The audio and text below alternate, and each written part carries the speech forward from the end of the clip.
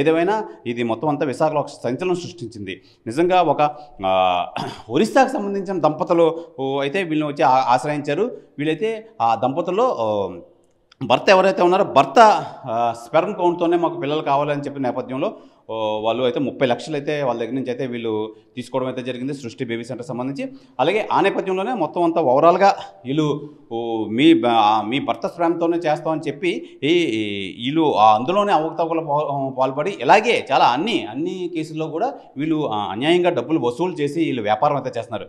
ఈ నేపథ్యంలోనే ఎవరైతే ఆ దంపతులు ఉన్నారో వాళ్ళు పోలీసులు ఆశ్రయించడంతో మొత్తం అంతా ఈ మొత్తం అంతా బయటపడిందని చెప్పాలి. నిజంగా ఈ నేపథ్యంలో మొత్తం అంతా ఇంట్రాగేషన్ అయితే అవుతుంది. ఇంకా ఎన్ని కేసులు చేశారు, ఎన్ని ఈ విధంగా